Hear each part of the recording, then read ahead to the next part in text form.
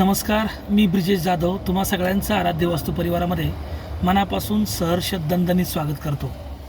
परवा मी साताऱ्याला एका ठिकाणी वास्तू व्हिजिटला गेलो होतो। तिथं गेल्यानंतर मी वास्तूचा प्लॅन बनवला, 16 दिशांनी वास्तू ग्रीड केली आणि तेव्हा पाहिलं की ही जी वास्तू होती ती वास्तू त्यांनी वास्तूनुसारच बांधली होती। पण जेव्हा मी वास्तूचं ऑब्झर्वेशन आणि ॲनालिसिस चालू केलं तेव्हा माझ्या लक्षात आलं त्यांचं जे मंदिर होतं, ज्याला आपण देवघर म्हणतो, ते मंदिर, त्या मंदिरामध्ये त्यांनी बऱ्याच लाल कलरचा वापर केला होता। ईशान्य दिशा, नॉर्थ ईस्ट ही जलतत्वाची दिशा मानली जाते। त्या मंदिरामध्ये त्यांनी लाल कलरचा झिरो बल्ब, लाल कलरचं देवाचं वस्त्र, लाल कलरचा पडदा, अशा बऱ्याच लाल गोष्टी वापरल्या होत्या। त्याचप्रमाणे त्यांचं मी किचन चेक केलं।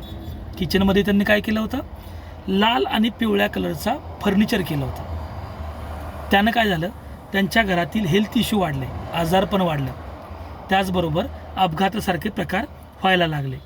हा सिम्पटम मला मॅच झाला होता। मी त्यांना विचारलं की असं होतं का, तेव्हा त्यांनी मला सांगितलं की हे असंच झालेलं आहे, आमच्या घरात नेहमी आजारपण चालू आहे, 2 अपघात झालेत। त्यांचं मी बेडरूम चेक केलं। बेडरूम साऊथ वेस्टला होतं, पण बेडरूमच्या पाठीमागे त्यांनी एक टॉयलेट आणि एक सेफ्टी टँक केला होता। त्यानं काय झालं, हेल्थ इश्यूबरोबर त्यांचे नातेसंबंध बिघडले आणि स्टेबिलिटी हल्ली। हा छोटा व्हिडिओ किंवा हे सगळं सांगायचं सारांशच हा होता की आपण आपलं घर वास्तूनुसार जरी बांधलं, वास्तूनुसार स्पेशियस जरी केलं, तरी वास्तूमधील कलर आणि त्याचे शेड्स आपल्या आयुष्यावर खूप मोठा परिणाम करत असतात। वास्तूमधील कलर्स आणि त्याचे शेड्स आपल्या मानवी जीवनावर खूप मोठा परिणाम करत असतात। इथून पुढे मी काय करेन, एखाद्या अशा छोट्या विषयावरती एखादा छोटा व्हिडिओ बनवेन आणि तो आपल्या आराध्य वास्तू परिवारावरती सेंड करेन।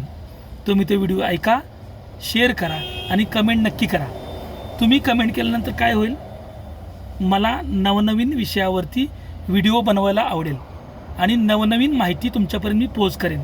तेव्हा आराध्य वास्तू परिवाराला नक्की फॉलो करा, आपल्या ग्रुपवरती टिकून राहा आणि आशीर्वाद द्यायला विसरू नका। धन्यवाद।